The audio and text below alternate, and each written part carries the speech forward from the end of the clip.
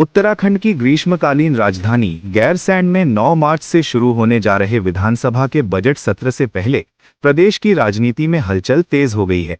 विपक्षी दल कांग्रेस ने साफ संकेत दिए हैं कि इस बार सत्र के दौरान सरकार को कई मुद्दों पर कड़ी चुनौती दी जाएगी। नेता प्रतिपक्ष यशपाल आर्य ने कहा कि कांग्रेस विधानसभा में जनता से जुड़े अहम सवालों को प्रमुखता से उठाएगी। उनका कहना है कि प्रदेश में बढ़ती बेरोजगारी, महंगाई, स्वास्थ्य सेवाओं की स्थिति, शिक्षा व्यवस्था और किसानों से जुड़े मुद्दों पर सरकार को जवाब देना होगा। हल्द्वानी में मीडिया से बातचीत के दौरान यशपाल आर्य ने आरोप लगाया कि सरकार विकास के बड़े बड़े दावे तो कर रही है, लेकिन आम जनता को उनका लाभ नहीं मिल रहा है।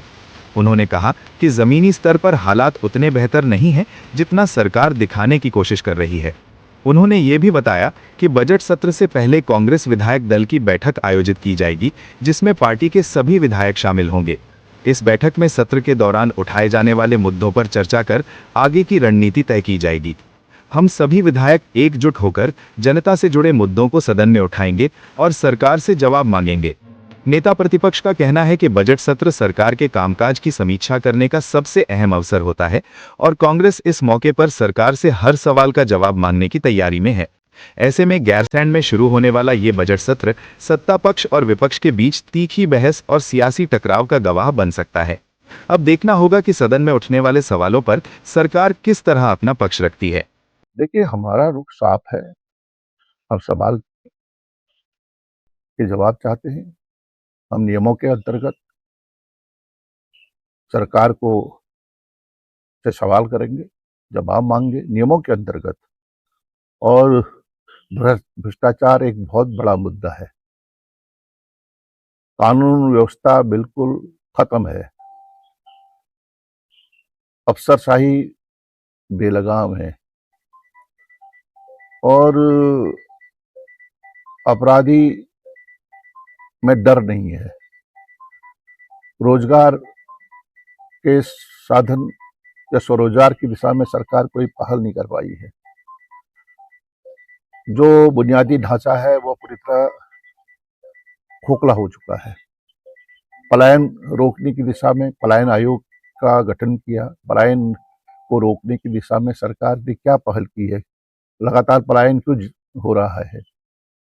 और आपदा से जो प्रभावित क्षेत्र है,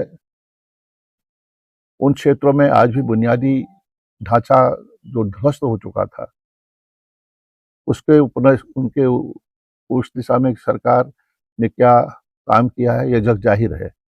आज भी पुनर्वास नहीं हो पाया है, विस्थापन नहीं हो पाया है। मैंने कहा ना कि स्कूल में बच्चों की संख्या घटती जा रही है, अध्यापक नहीं है, सुविधाएं नहीं है, अस्पताल रेफरल सेंटर बन चुके हैं, विशेषज्ञ जिलों में विशेषज्ञ डॉक्टर नहीं है, चिकित्सक नहीं है, विशेषज्ञ चिकित्सक। और जो उपकरण नहीं है, अल्ट्रासाउंड मशीन नहीं है, एक्सरे मशीन, ये जो जो आवश्यक होती है, ये तक नहीं है। Poly medical college, private hospital की संख्या बढ़ रही है और डॉक्टरों की लगातार कमी दिखाई दे रही है। तो तमाम मुद्दे हैं। इन मुद्दों को इसमें सरकार को जवाब देना चाहिए और सरकार से जवाब मांगने का हमारा अधिकार है।